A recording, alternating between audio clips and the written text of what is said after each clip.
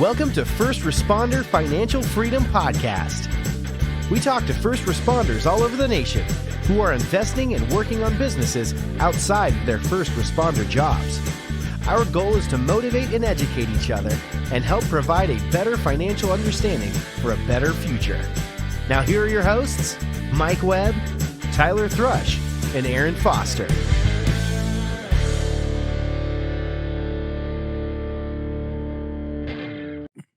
All right, guys, we're back with the First Responder Financial Freedom. It's Tyler, Aaron, and we got our new buddy, Kirby Schulz, on here. So Kirby is not a first responder, but I've been trying to track him down for over a year now to get him on here because I think he's got such a cool niche in the investment world.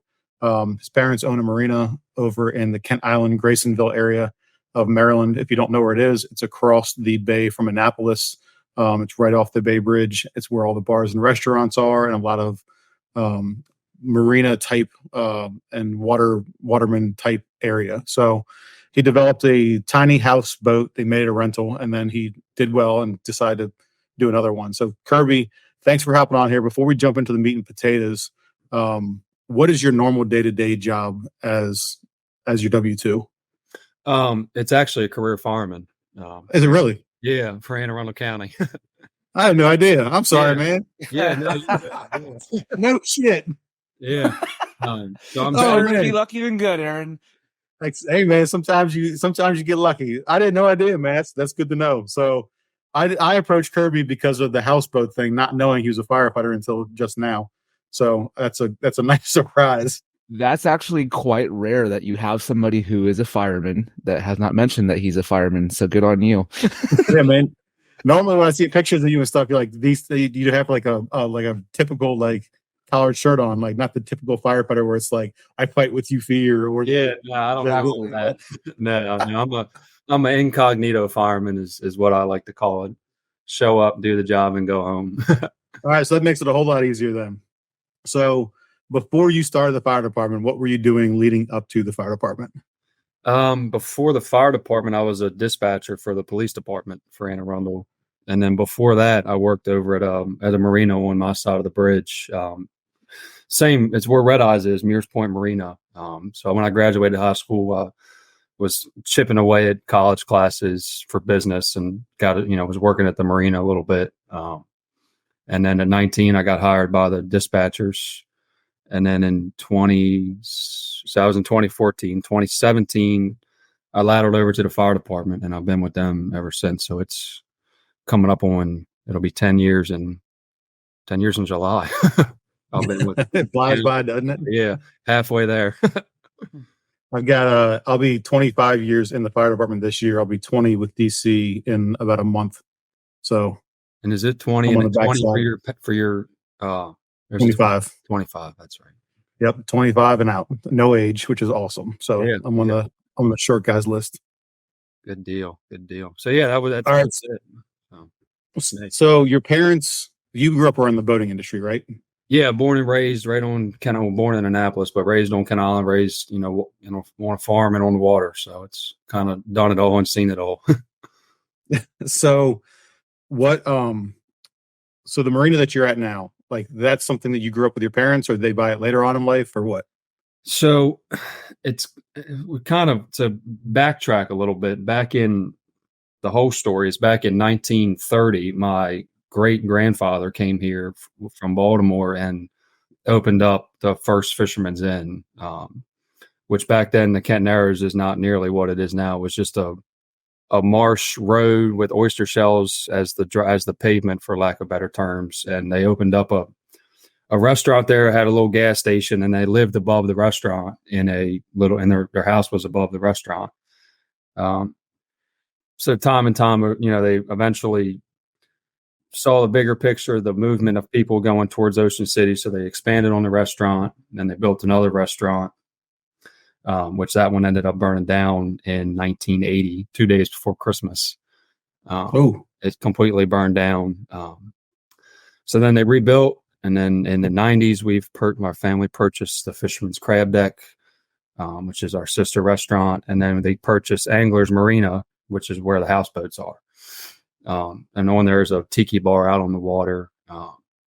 And then years later, we purchased the property next to the crab deck, and then we built, which is now the Hyatt Hotel, on that property. So we've kind of got a little campus down there in the Kent Narrows. We're calling it Fisherman's Village. It was my grandfather's vision, hotel, restaurant, shops, all that kind of stuff. So we're slowly nipping away at his vision. That's pretty cool, man. Did you see the Hyatt? Yeah, the Hyatt place in the Kent Narrows. Yeah, we just opened that up. It was a year back in December we opened. Okay, cool. Man, you are incognito, man. I had no idea you had all this stuff in your back pocket. Yeah, it's a lot going on this side with us. We kind of got our hand in every pot. Is what some people like to say. So if anybody's listening who's not familiar with Maryland, so the Bay Bridge spans from Annapolis over to the Kent Islands, or the Kent Narrows, which is where Kirby is at. And it was opened in 1952, and it was the longest over water steel structure in the world. It's 4.3 miles. And if you grew up here like we did, going back and forth, it was a see-through grate when I was a kid. So as you're driving across, you could look down and actually see the water if you're going slow enough, which freaked a lot of people out.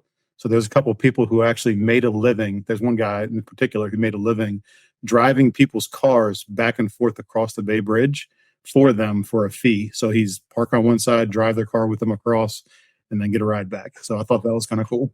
Yeah. Did you do that? I know they do. Yeah, they do. Pretty wild. It was pretty funny. Me and Mike were talking about the men who built America on the last show that we recorded, and you made me think of that. They built this steel bridge, and nobody wanted to go across water, so they actually had an elephant cross the bridge because it was like an old fable, like if an elephant will never cross anything that's unsafe. So you made me think of that when you say people were they built this beautiful bridge and nobody wanted to go across it, and so they had the elephant cross at first, and once the elephant did it, then everybody else felt safe enough to do it. So interesting little side note on that. You made me think of that when people were freaking out about the bridge. So note to self, bring an elephant to prove that my bridge is structurally sound. Yeah, it was a big deal. It was pretty funny. All right. So, I mean, you went from police dispatcher now to fire department. This was back almost 10 years ago, about 10 years ago. So when did you start investing? Or is it kind of like your family sounds very ingrained in the Eastern Shore? So I'm guessing like you kind of grew up around this stuff. Yeah. I mean, I've always grown up in the restaurant business. I mean, I started working when I was 12. Yeah. They threw me into the restaurants as, I've pretty much done it all minus the cook. I've been the dishwasher, the busboy, the server, the runner, the bartender. I mean, you name it, I've pretty much done it in the restaurant side of things. But the investment side really didn't kick off till 2020 when we did these houseboats. So down at Anglers Marina, where the houseboats are, we had there's the two slips where the boats are. That area is very tricky to get into with the way the wind and the current and the tide and all that flows. So these couple slips we had, it sat vacant for years. We had people would try to get in them, and then they would realize how hard it is, and then they'd back out of their lease. They wouldn't want to stay there because obviously can't take their boat out, or they'd crash it trying to come back in. So they quickly realized. So my dad actually had the idea. He said, why don't we look into some kind of houseboats to put here, and we can rent them out and see what happens with it. So that's kind of where it started. It was actually my father's idea. And then my wife and I, it's actually me and my wife's business. He got the hotel started taking off with the development side. So actually going up. So they were doing the foundation and building the hotel. So he got tied up with all that. So he's like, it's a really good idea, I think, if you and your wife want to tackle it and go in on it together. So it's kind of, we found a pontoon over in Baltimore. We brought it back to the Narrows, stripped it down and built the first boat and floated it over to the slip and put it up on a boat lift, and that's where she lives. So how did you, let's start from the beginning, because I love thinking outside the box. I've invested, I don't know how much you've listened to the podcast, but I've invested in trying to buy churches, castles, lighthouses. Like, I like niche stuff, so I think it's really cool. So how did you kind of source the materials? How did you go out and say, okay, obviously Baltimore has a big industrial area. Like, how did you find the base for the build out there, and where did you do the build out, and how did you design it, and all that good stuff? Yeah. So the base itself, or the pontoons, it was almost a luck of the draw.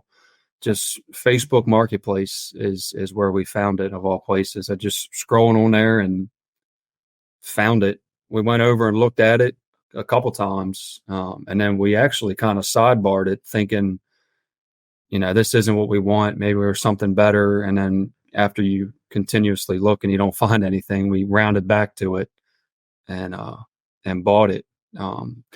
Our family has a charter fishing boat, so we took that up there and we towed it back from all the way up by the Key Bridge, towed it all the way back to the Kent Narrows, and then the neighboring marina next to the crab deck, they hoisted it up for us, and then they transported it over in front of the crab deck parking lot, and that's where we built it. So using your network and contacts, kind of like, I help you, you help me, we have a good relationship, and like, can you help me do this type deal?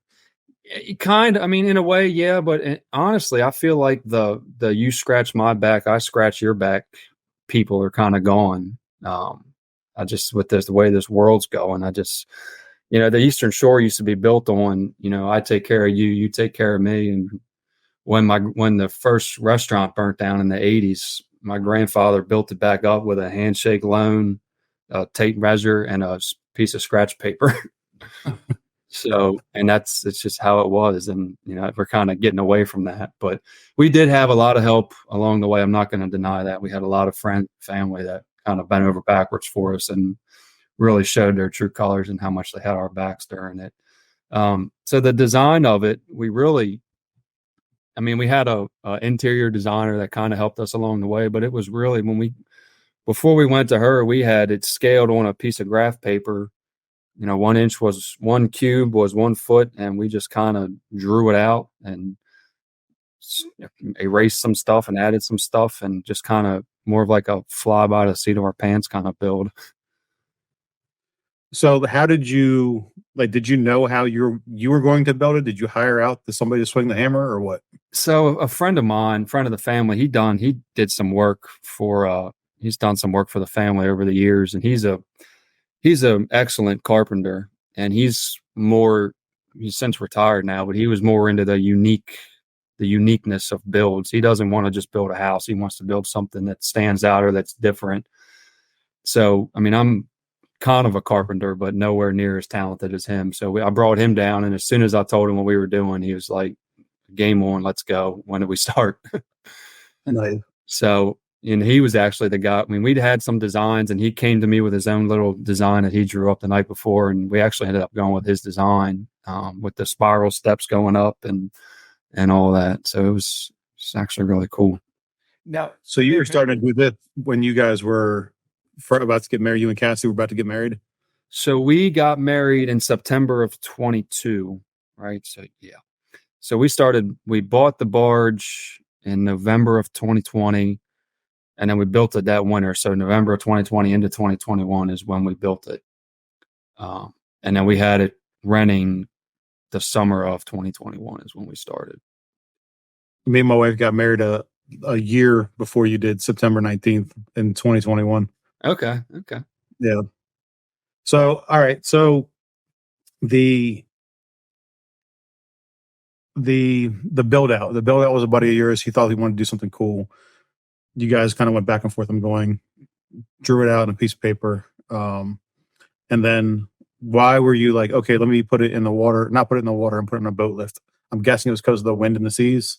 Yeah. Anybody that's been on a boat, you understand that it can get rough and the wind and the tide, and just that area in particular, the Kent Narrows, it's almost like a funnel for the water. The large body of water has to come through the little bridge that we have, the drawbridge, and it just, at times it can get fast and rough. And then, not to mention, like you said, we have all the work boats in the area, so they're coming out in the mornings at 5 a.m. and they don't have any, they don't care about the wake that they're throwing, so they're putting out of here, 8 knots, throwing a 4-foot wake, and that over time, trying to sleep on a boat with a 4-foot wave hitting you would probably wake you up and be very unsettling with your stomach. So that was the intent, was to put it on a boat lift, keep it up out of the water, more secure. And that's kind of what we, had got, everybody involved, got permits. We ended up having to redo the finger pier and some of the piling work to create the space for it. So it was a lot of overhead expenses that really I wasn't planning for, but in the long run, it seems to be worth it. Excuse me.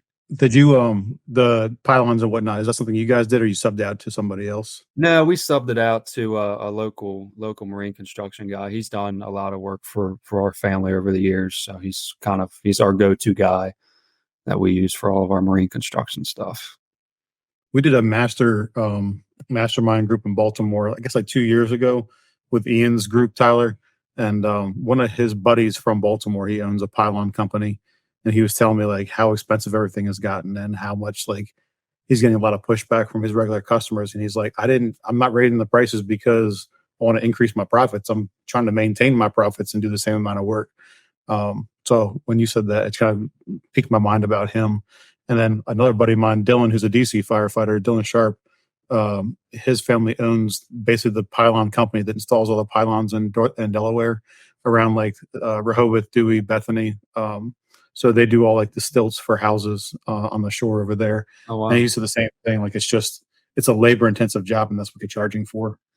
Yeah, I've helped a couple of guys with that, and it is very labor intensive. And at the end of the day, all you want to do is just get a hot shower and lay down and go to bed. Yeah. So originally, real quick though, just to backtrack, you said that it was originally your dad's idea. He got busy, wrapped up with building the hotel. And maybe I missed this, but had he seen this somewhere else? Have you seen this somewhere else? Or was this kind of like, hey, let's do this and see what happens? I'm not sure if we covered that already. I was just curious because a lot of times, like for me or Aaron or most people, you usually jump into a business either one of two ways. You've seen it work before and it worked out well, so you want to try it, or you haven't seen it and you're like, hey, I think this will work. Yeah, so he came. I didn't, honestly, before he had said anything, I never thought about it. He had seen a couple before. I guess he'd heard about them and seen them. Okay. And then before we kind of jumped into it, there's a one in Annapolis. There's a houseboat in Annapolis. It's kind of the same thing as ours. It's an Airbnb. They keep it up on a boat lift, all that stuff. So we went over there and saw that one and looked at it. And then we had actually reached out to the company that built that one. And there's a couple other companies in the country that build houseboats like that, and then ship them to us. And we got a couple quotes back from them, and the quality versus the price, my father and I looked at each other and was like, well, we could build this ourselves with the people we know, cheaper and twice as nice. Okay. So that's kind of what we did. Very nice. And then, so I had the same problem with campgrounds. So when I've been looking at campgrounds, I'm looking at the cost of these cabins that they're putting out there. They're like, oh yeah, it's $80,000, this, that, and the other. I'm like, $80,000. This thing's like 300 square feet, and it doesn't even have a bathroom and plumbing hookup and a foundation. And like, man, in my mind, I'm like, I can do this myself. Now that I have a kid, I'm like, I don't have time to do anything anymore. But yeah, there's like, so the quality out there has diminished, in my opinion, across the board of structures, because people are trying to get as much money as possible, or the other impact fees or whatever else. So I'm with you, man. Like there's some things out there that are for sale, and I'm like, how are you getting this money for this thing? It's trash. Yeah, I agree. But I mean, when the demand is low, that's what skyrockets the price. I mean, it's crazy. Ty, what were we saying? Oh, I was just going to say, I mean, you said you guys finished it in 2021, which is kind of like the height of the whole COVID thing. So do you think that helped your initial burst? And then number two, kind of what you already highlighted, Airbnb obviously got super saturated during that time period, but luckily for you, you have something that's not going to be on every corner, right? You have a very unique product, let's say, that helps you guys stand out. So do you think having something so unique has helped you guys out so far? And do you think that COVID helped with your initial burst? Did it hurt? I mean, definitely having the uniqueness helps us 100%. I mean, everybody that I mean, I wouldn't say everybody, but we get a good, when people book us on Airbnb, you can always like send a message, why are you traveling, or say something to the host or anything like that. And majority of the people say, never stayed on a houseboat before, always wanted to. This looks like such a very unique experience. It's kind of Very usually cool. sums it all up. And that was kind of the whole intent behind it, was to create that unique experience. And that's what everybody seems to be searching for. And it's like Ocean City, they've got all them condos and whatnot. And when you look on Airbnb, when you stop at what catches your attention. So for us, it's, the houseboat over the water with that huge rooftop deck. That's kind of a showstopper in our book. With the Bay Bridge in the background and a walking distance to all the bars and restaurants apparently that you own half of. And yeah, so that bridge is that's the Kent Narrows Bridge. Is it? Okay. Yeah, so a lot of people, it's funny when we talk about Kent Island, everybody goes, well, where's that? And you say, well, you know where the Bay Bridge is, right? And they say, yeah. They say, well, in between that bridge and the second bridge is Kent Island. And then everybody just thinks that other bridge is just kind of a bridge. But it's the Kent Narrows Bridge, and it's kind of the heart and soul of Queen Anne's County is that little area, that the Kent Narrows, with all the bars and restaurants and whatnot. I like that area. So it's very like, I don't know how it is now because I don't spend much time over there, but like I had friends growing up that lived over there. And it's very salt of the earth type people. It's very like blue collar, low crime, low to no crime, just kind of old town feel. Like I think it was at Graysonville, one of our mutual friends. I'm guessing Jason Anthony, like he's a DC guy. Yeah.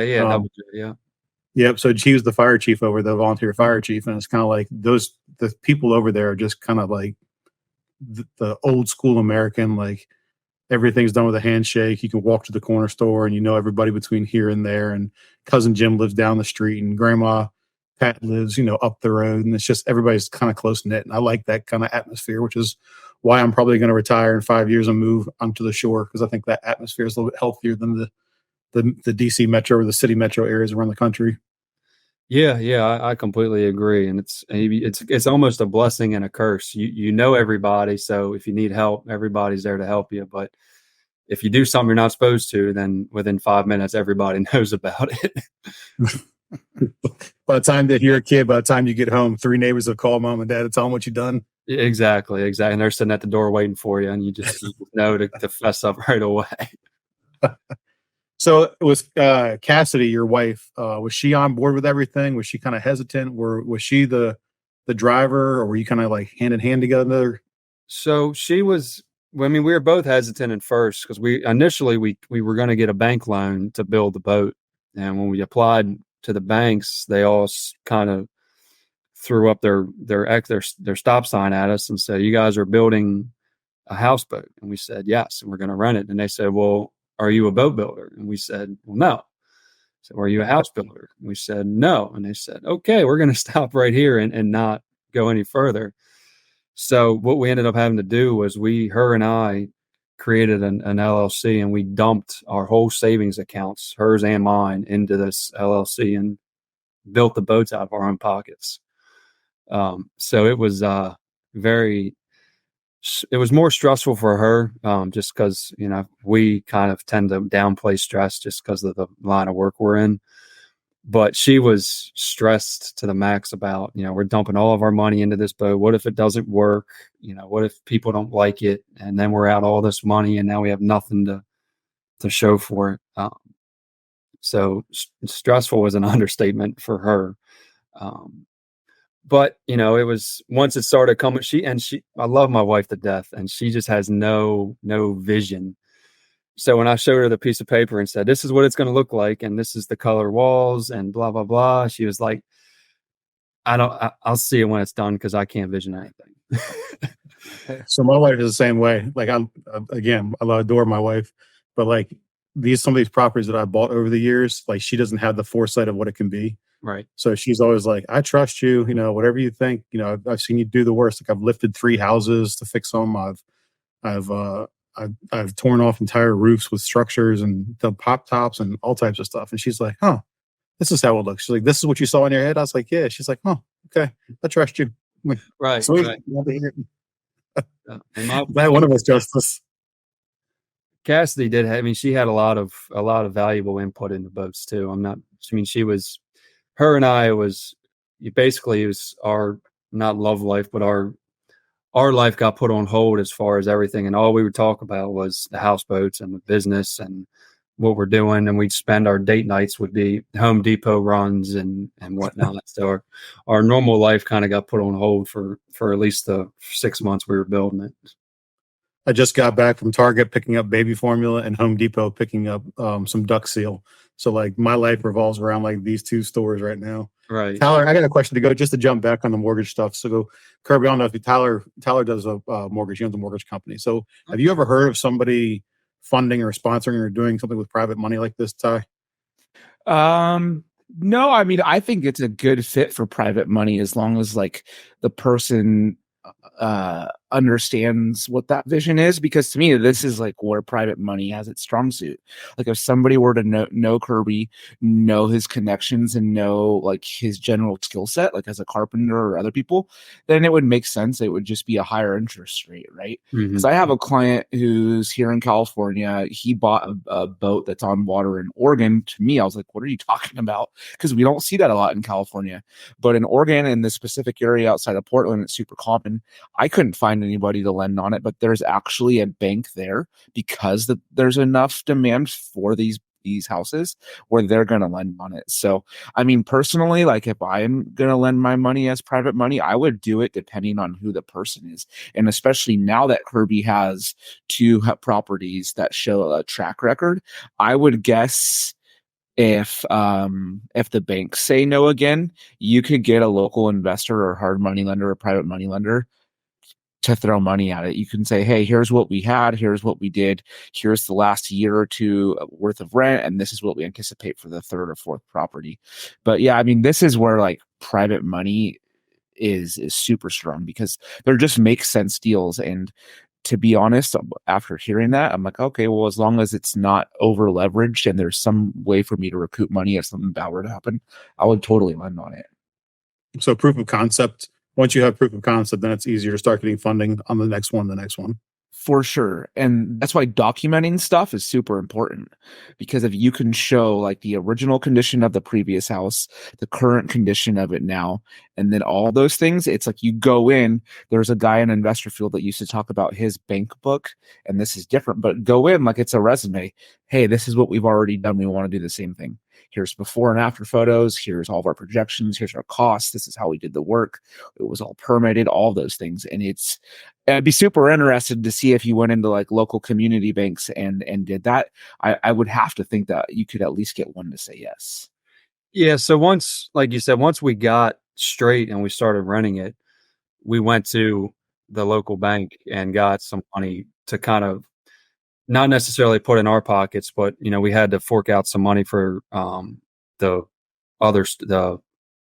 marine construction side of things, which my parents ended up helping us out money wise. So we finally got a loan to pay them back what they put into it. So that way we were square with them. And then once we got a year's worth of good credit with the bank, when we went to do the second one, we went to a different bank and took that loan and rolled it into another loan for the new boat. It's kind of how. So what did they require for the second boat, the second bank? They just want to see your financials from the first year. They wanted the financials, and then our projections, and then they just took obviously like anything else, they take the titles to the boats until they're paid for. So I once in a while I'll look and see like how booked out you guys are, because I think it's an awesome concept. I love offhand one-off ideas. So like, did you do as well expected or better than expected with the first one or second one? I don't really. At first we just wanted the weekends booked, kind of was where we were going with it. Anything in addition to that was great. And then our first month, I was looking last night actually on Facebook. Our first month we had like 22 nights booked out of the 30 days. So we were already that first month had already exceeded our expectations. And then from there, it just kind of grew.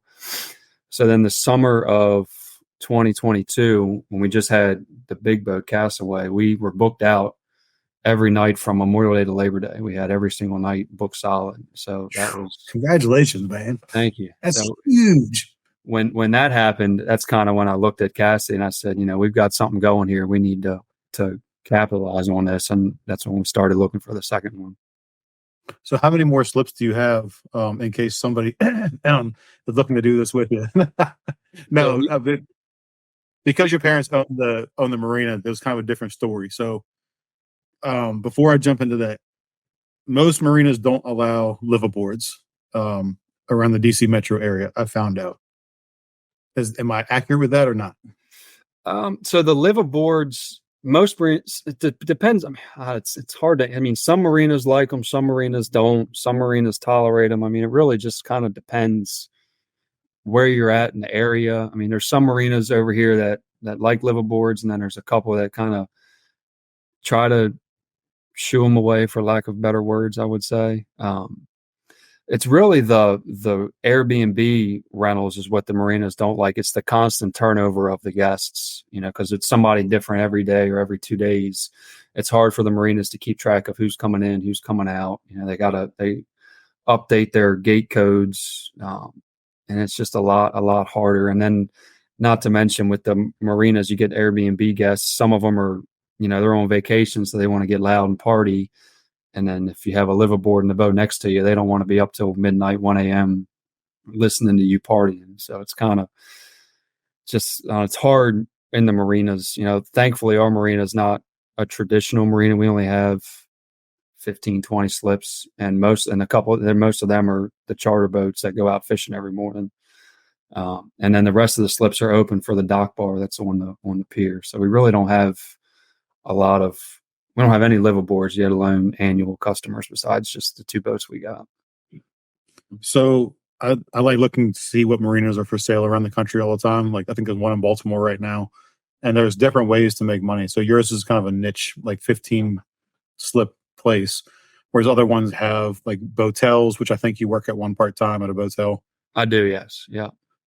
So some have botels, which is where you go to store your boat in the off season. Some have wrapping, some have mechanic shops in them, some have lifts on them, so you work on your own boats. So I guess every single one's going to be a little bit different. That's a good way to put it.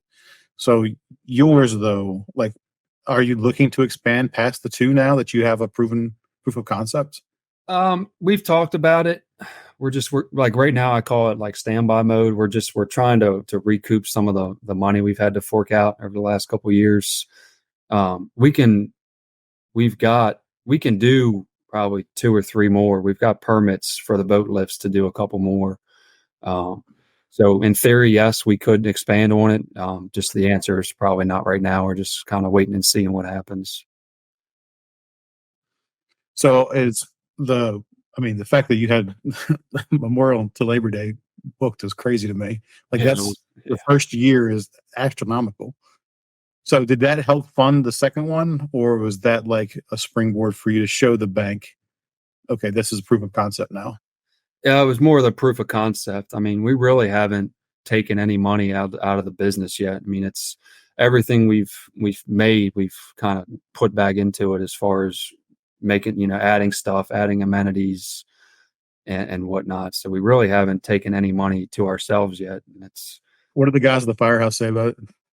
They love it. One of my lieutenants, he was the first one to stay on the second boat casting room. He was the first. I needed a good trial person, and he just it lined up perfect. He was going to St. Michael's for, I think they were having a half marathon run or something, and he was going there to watch somebody run. So he wanted to stay somewhere on our side of the bridge. So he asked me about it, and I said, well, it should be done. I hope it's done. So he was my first person to stay on it. And I'm kind of glad he was, because it was, like everything, nothing's perfect the first time. So he had a couple of things that he recommended and suggested, and a couple of things we had to tweak. But all in all, the guys love it. Every morning in the shift change, they're all asking about it, how we doing and whatnot. So It's They're a definitely. lot nicer than my guys, because my guys would have been like, "Oh, you're a boat slumlord now, huh?" I do get those comments. I do get those, but majority of them, they're happy. They're tickled to death, and a lot of the guys. I work right over in Cape St. Clair, so a lot of the guys that I work with actually live on the island with me too. So we all know each other, and everybody's there for everybody. So A lot of like Anne Arundel, Annapolis, PG, DC guys have migrated over to the shore to get away from all of like the hustle and bustle of the DC area. Even Baltimore guys are commuting from the islands. yeah. I mean, there's guys anywhere from Kent Island all the way up Churchill and even into Delaware, Denton. You know, a lot of guys. It's like you said, it's just a simpler way of life over here. Yeah. You mentioned St. Michael's. So, Tyler, do you remember the movie Wedding Crashers? Yeah. So St. Michael's is where the Wedding Crashers was shot at. Oh, okay. Very cool. Yeah, the Inn at Perry Cavern. Yeah. Yep. So that's our Maryland claim to fame for that movie. So you said right now that you guys haven't taken any money out. You're not sure. You're just kind of in a holding pattern. Do you think that do you guys have any other entrepreneurial pursuits, or are you kind of just happy with this? It sounds super cool. And like the perfect thing in my head is, well, you already have two. They're already fully booked out. So should you do nothing else, it seems like you're very happy with the choice that you guys made. Yeah, I mean, like I said, we've talked about doing more.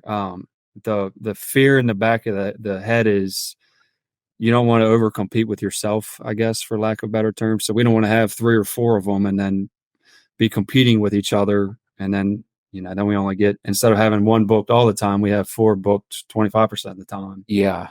So that's kind of why we're in that standstill. And as far as investing and other stuff, I mean, we're kind of good where we're at right now. I mean, I'm trying to finish up school, so the time I just don't have devoted to really doing anything else at the moment. What are you in school for? It's I'm trying to get a degree in a hotel restaurant. It's a hospitality. What's the degree called? I can't remember what it's called now. It's a degree in hotel and restaurant management, basically, is what I'm trying to go for.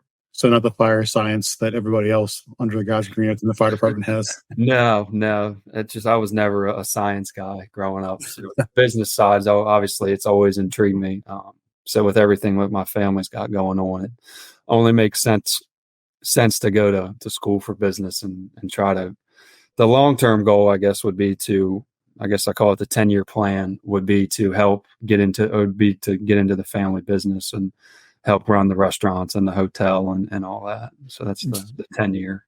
I mean, the fact you guys have that, Hyatt.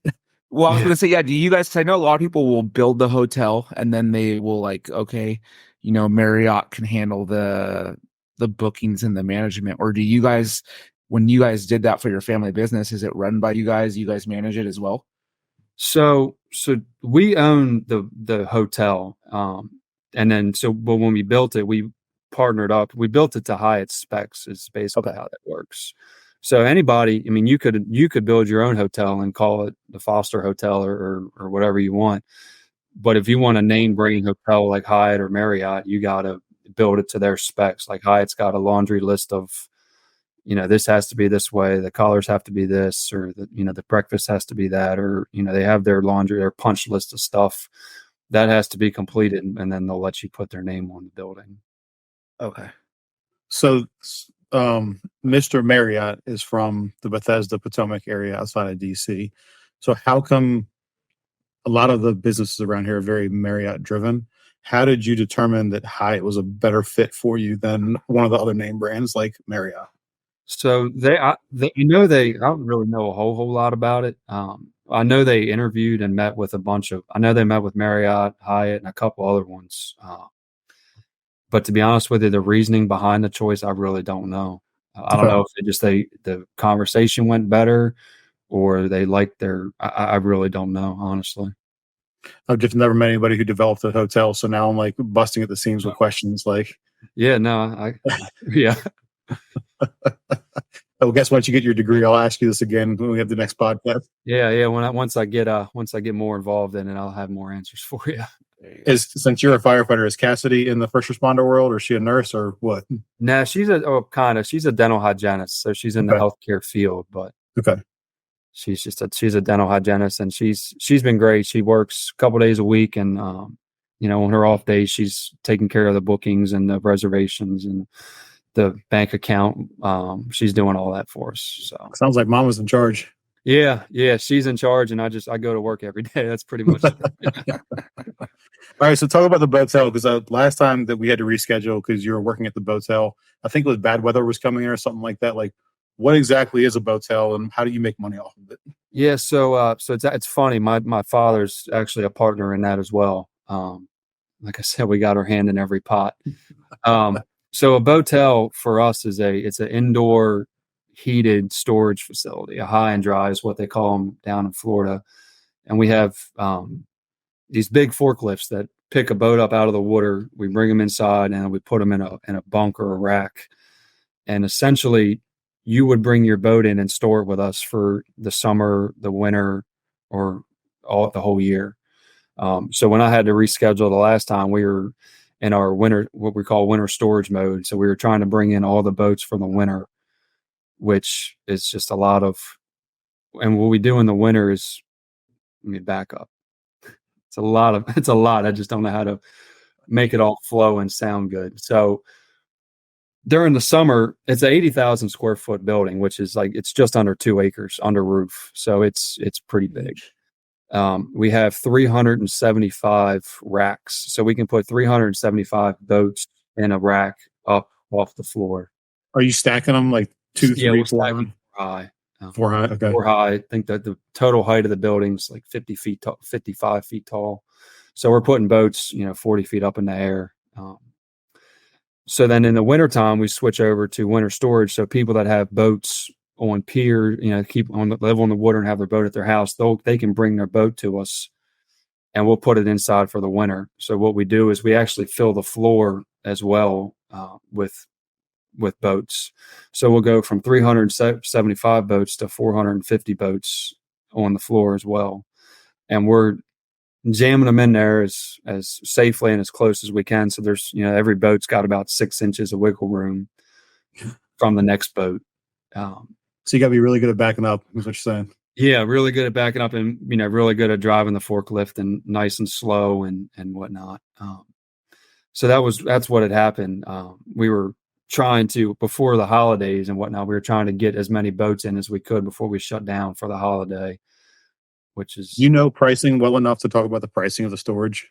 So we just updated them. I don't know offhand the current pricing. It's not cheap, but you get what you pay for is kind of how we sell it. So when you bring your boat with us, you can launch it. It's basically a marina that you get one launch a day is how we say it. So you keep your boat with us. We set you up with an app called Boat Cloud. And what that does is it allows you to schedule launches on your boat. So you can schedule a launch and say, I want my boat in tomorrow at 10 a.m. and it pops up on our screen for that day. We'll go in, we'll find your boat in the rack and we'll put it in the water and it'll be sitting on the dock waiting for you. You go out and enjoy your day. And then when you come back, we pick the boat up, haul it out, we pull the drain plug, flush the motors, and rinse off the salt water from the hull, and then we stick it away back in the rack for you. It sounds very white glove, like you take care of everything except driving it for them. Yeah, pretty much. Yeah, exactly. So that, yeah, I mean, we pride ourselves on probably being the cleanest marina or the cleanest boatel, probably at least on the Eastern Shore, if not the whole East Coast, because we got a floor scrubber that we run up and down it every day, and we're very, very particular on maintenance and who's allowed to work. I mean, we do service work. We don't do service work, but we have outside contractors that come in and they'll do oil changes and all that stuff. So we're very picky on who we let in because we want to keep the place clean. So two things touch on that. So I just sold my place in Deep Creek about almost a month ago. I think I mentioned that to you.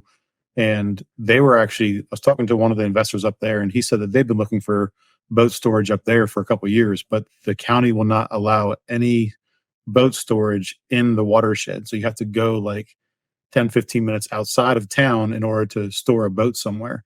So they're trying to find ways around that, and nobody's found a way yet to put boat storage up there. And my buddy John, he works at a boat place on the Maryland Delaware border somewhere. I can't think of the name of it. And he said that they were looking at doing the same thing as finding a place to build this 80,000 square foot boat storage place, because financially it's a no-brainer. And I can't remember the specifics of it, but it's by the foot length of the boat is how much they charge. So like $3 or $4 per foot of boat is how they store it, or square feet. And then to wrap it, the same thing. It's a cost per square foot to wrap. Can you educate me on those a little bit, like how that looks in the market? So as far as the county's not letting them do all that, I guess that's with the zoning issues. I have no idea how to go about all that. But for us, when you go back to pricing, so I do know that our winter storage rate, we were charging $12 a square foot for storage, and that was for the whole time. So it was, if you had let's just do simple math here. If you had a 25-foot boat, it would be length times beam times $12 your square foot. So you had a 25-foot boat with a 9-foot beam. It's $225 times $12 a square foot. It's $2,700. Gets you the 5 months for storage, which is November, December, January, February, March. So $2,700 for 5 months. So you're basically like $500 a month. Yeah, just over $500 a month. Yeah, something like that. Yeah. Okay. Yeah, 540. Yeah, 540. Taking notes like invest in boat storage. Right. And so we don't allow shrink wrap in our building. No antifreeze, because we're heated. There's no need to shrink wrap because you're inside and we're heated, so there's no need for antifreeze. Okay. So basically what we tell people is, for lack of better words, you could drop your boat off, we'll put it away, and you don't have to do a single thing until you come pick it up. It sounds very white glove, man. Like I said, it sounds like you do everything except for drive it for them, which in some cases you might need to do, because I've seen some of these boaters out here are terrible. Yeah, we do have, when we send them out, we have our dock hands. We know which ones are the cautious ones. We look for them when they come back and make sure we give them a runway of dock to come land on. A nice wide berth of 10 feet on each side. So right, exactly. So we've got a couple of guys that work in DC that are captains of their boats, and they also do charters and such. Is your family into any of that at all? Yeah, so we've all got our captain's license. Me, my father, my two uncles. I think that's it. It's 4 of us. But yeah, we've all got our captain's license. We've got a charter boat for the crab deck through the restaurants that we would run, mainly just do charter fishing. So we've been into that. We've dabbled in that area. My uncle, he was the best one out of all of us, I would say, fishing. He had the most time to go out and fish. So he did most of the chartering. But we really kind of have all geared away from it. But it's very time consuming, it seems like. It is. And we all love being out on the water, but it's just, where's your time worth? And to us, it was just not worth all the time on the water. It's not your highest ROI out of all the businesses you guys have, I'm assuming. No, it's not. Yeah. And then, it's more of a passion thing. As well, it's the clientele of people as well. Sometimes that can be a burden. Sometimes you get the undesirables, as I like to call them. Yeah, exactly. That's a good word for it. So it sounds like, I don't even know what direction to go, because you guys have the bars, the restaurants, the short-term rentals, the long-term rentals, the marina, the hotel, the farm. What am I missing? Got an airport or a lighthouse there somewhere? No, not yet. Not yet. No, I think that's about it. Like I said, we're very proactive and aggressive when it comes to stuff. Do you want to talk about the finance and the cost of the builds at all? Can you touch on that? Do you care? We built them out of pocket. We were about the first one. We were probably, the boat lifts were about $25,000 each. Shoot. So then I think the first one we were 100, little over 100 on the first one and 70 on the second one, something like that.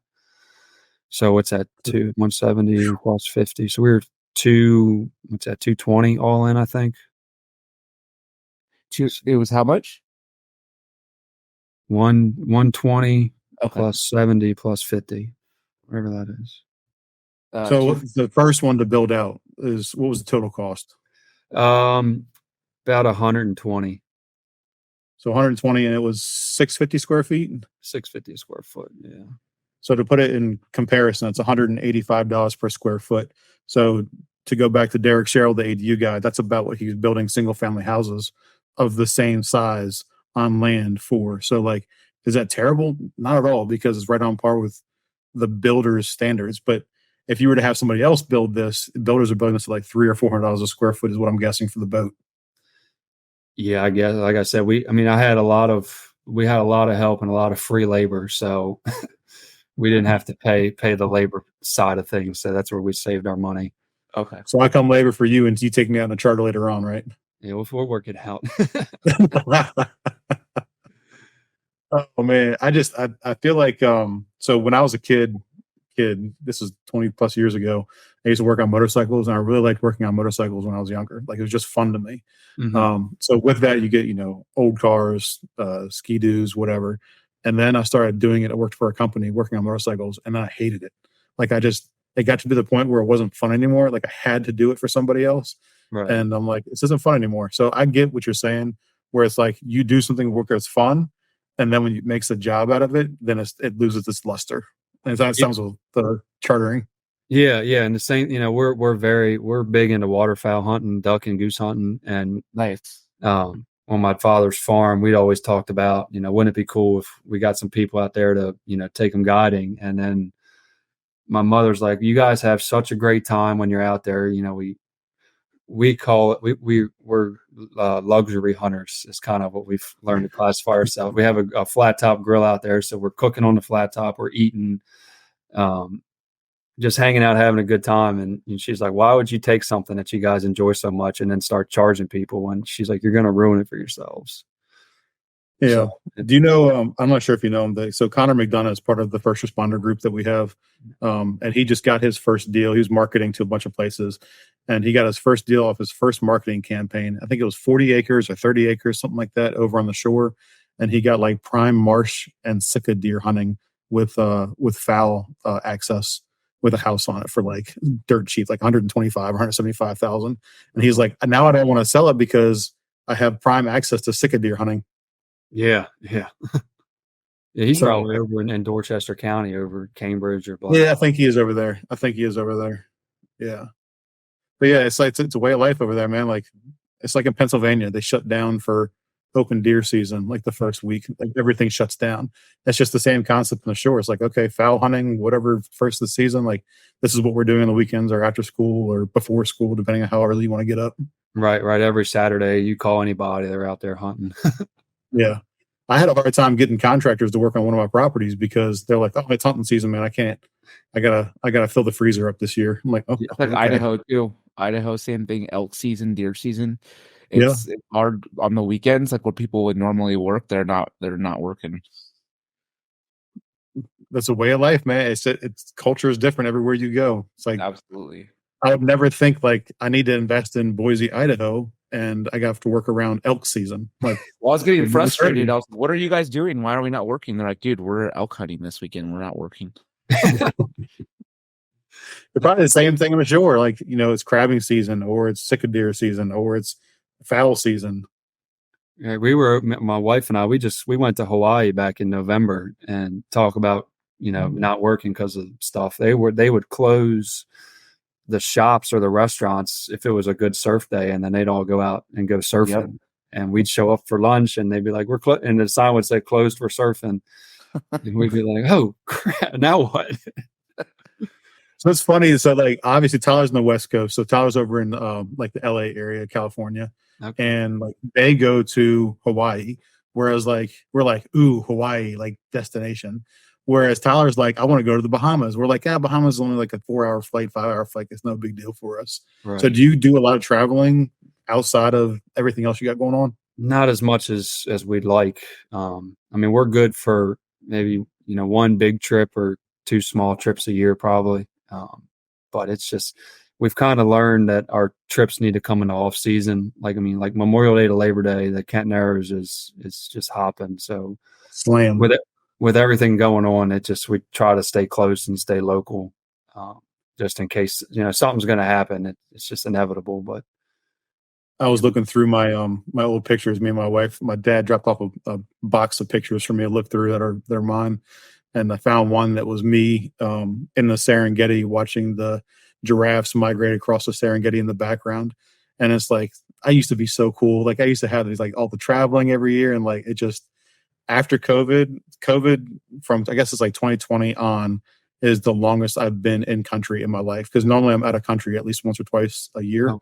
And now, especially since I'm having a kid, since I had my son, I'm like, I'm not traveling with him for quite a while, probably. Like he's not going to take an 18-hour flight to wherever. Right. Ngorongoro Crater in Tanzania. Like it's just not going to happen. So do it while you can. Anybody listening, like if you want to travel, like definitely go experience the world. It'll open your eyes up to a lot of things outside your own little bubble. Yeah, I agree 100%. All right. So we're coming up on an hour and I got to go to the baby dock and Tyler has to run soon. Hey, Kirby, is there anything we missed you want to touch on for investing or life goals or stuff you've done that you want to highlight? No, I think we pretty much covered it all, honestly. I still think it's funny that you're a firefighter and I had no idea, and we've been talking for a year now. I think that's hilarious. Yeah, I've been over there, and we're actually, my whole family, we're all in the volunteers on Ken Island too. So we've been in it for a while. I love it. So that was my favorite part. That's just Aaron's like, he's not a first responder, but I really want to talk to him. Yeah. I mean, the whole time I've been sending him the podcast, like he's mentioning, he goes, "Oh well, I am a firefighter." I'm like, "Oh, okay." Like, surprise. Yeah, no, it's just, I mean, unless somebody asks, I just don't even talk about it. Don't wear the t-shirts. It's not that I don't love my job. I mean, trust me, I do, but whenever you say it, everybody's like, "Oh, thank you for your service." I'm like, I get paid. Yeah, it's super awkward. Yeah, my t-shirts are like dad jokes, like goofy stuff. Like I don't wear exactly. I fight what you fear and whatever the hell ones are out there. Yeah. So that being said, there is money to be made as I'm learning. We just had the Go Get 'em Brothers guys, the guys who yell at the fire trucks. Oh yeah. So they're Baltimore guys and they're both real estate investors and they're now starting to look at marketing the Go Get 'em Brothers Brotherhood Buffs part of it. And I'm like, I can see all these volunteers all over the world just like, "Go Get 'em Brothers. Yeah, this is my t-shirt." I see it in the future. Right, it's coming. All right, Kirby. If you were to go back and give your younger self advice, what advice would that be? It could be like 5 years ago. It could be last year. It could be high school days. Just what advice would you give your younger self? Just, I guess, start investing as soon as you can, even if it's like I've gotten my wife we've just started the Roth IRAs. And the advice would be go back when you're young and you actually have some money laying around and put them away, put some money away towards your Roth, because that's your way of screwing the government. And everybody wants to screw the government, right? Stop taking our money. God. Right. Exactly. So I guess that would be if I could go back and do it, that's what I'd start doing. We'll have a sidebar conversation about like 457s and Roths and stuff like that. I don't even think you're part of the group on Facebook, are you? I don't think so. No. All right, I'm gonna send that over to you when we get off of here because these are good conversations to have, and I like having the network around the country to talk about this stuff with, because a lot of guys, they don't teach us this stuff unless we teach each other. So I like these conversations. All right, Kirby, thank you for spending an hour with us, guys. If you have questions, Kirby, I know it's Castaway. I'm guessing that's after Cassidy. Yeah. So we have Castaway and Cass and Reel. Okay. For the two houseboats. And where would they look up that information? We've got a website and we're on Facebook. The Facebook is Kent Narrows Rentals, and the website is www.kentnarrowsrentals.com. And you had a YouTube video made of the first boat with you guys, right? Yeah, we've got a YouTube video on both boats. Do you? Okay. Mm-hmm. How would they find that on YouTube? Same thing. Same. Just type in either Cass Away or Cass and Reel on YouTube. It should pop up. So is the next boat going to be named after you, or how's that going to work? I don't know. We'll cross that bridge when we get there. I have no idea. Cassidy kept trying to name it after me. And I'm like, there's nothing rhymes or works with Kirby. So where'd you get your name from? Is it family? So yeah, we were out to lunch with some friends of ours for the first one, and we were just talking about the boat and the build and talking about names. And the one guy, buddy of mine, he just kind of spaced out for like a solid minute, and then he just blurted out Castaway. And Cassidy and I looked at each other and were like, well, that's that one. And then the second one, I was talking to her father about the boat. Same thing. He was asking questions about it. And I asked him if he'd come up with any names because we've been struggling. And every name he'd set up until this was, in my opinion, just not good enough. And he just blurted it out. He was like, nothing I haven't already told you. He said some name, and he was like, in Cass and Rio. And I was like, oh, stop. What'd you say? He was like, Cass and Rio. And I was like, crap, that's it. That's the one. So creativity, networking and creativity, and having good family connections. That's good. All right, Kirby, I'm going to send you the group to join, and then hopefully guys will take a look at your what you got going on. Thank you very much for hopping on and spending an hour with us. I appreciate it. Yeah, absolutely. And our email is on that website. So if anybody's got any questions, they can shoot me an email, and I'd be more than happy to answer it. Awesome. Nice. Tyler. Well, thanks. This was awesome. It was super interesting to me, and I'm sure a lot of people will find some value in it. So thanks for spending an hour with us, and I look forward to getting to know you better. Yeah. Thank you guys. I'm glad we could finally do it. All right, Kirby. I'll talk to you soon, buddy. All right, guys. Thanks. Okay, guys.